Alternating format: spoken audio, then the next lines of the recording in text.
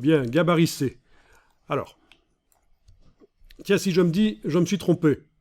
J'aurais dû faire, à la place de 6 mm, j'aurais dû faire 7 mm.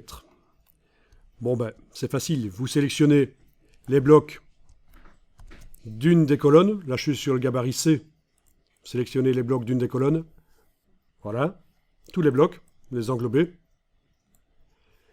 Vous avez ici le point de référence. Quelle est, une fois que j'aurai modifié la dimension, la partie du bloc qui ne bouge pas.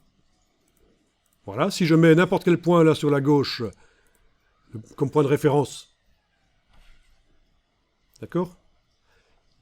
Ça veut dire que ce qui va bouger, c'est ce qui est à droite.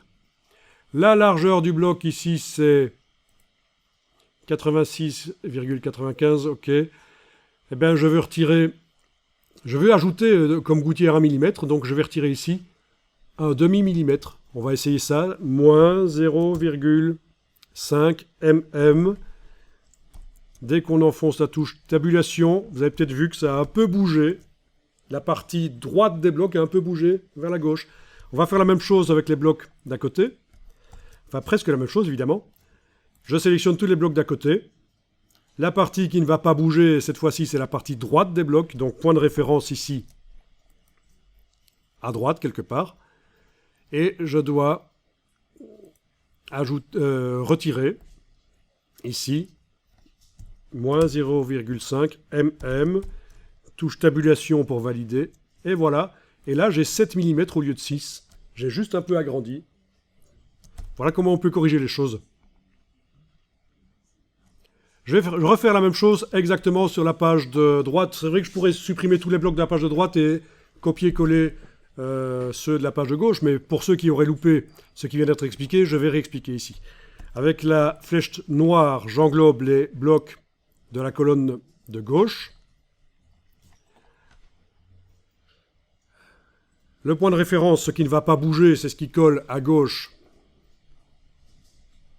Là, c'est ce qui colle à gauche, c'est ce qui ne va pas bouger. Donc je mets le point de référence ici quelque part sur la gauche.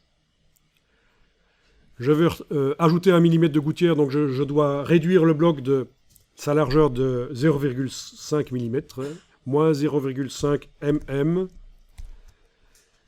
Touche tabulation, et voilà, ça a bougé.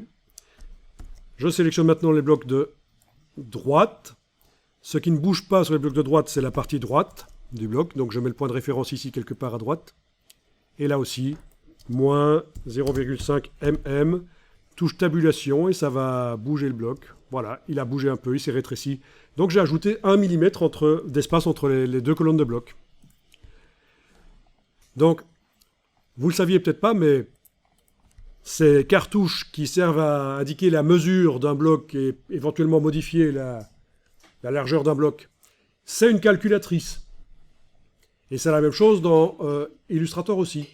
Quand vous sélectionnez un objet, vous pouvez ajouter un certain nombre ou retirer, voire multiplier aussi. La petite étoile sert à multiplier, la barre oblique sert à diviser. C'est une calculatrice en fait dans ces... On peut faire des calculs directement. Ok, on va enregistrer le document. On va dire que pour le gabarit B, on va laisser les gouttières comme ça, c'est bon, à 6 mm.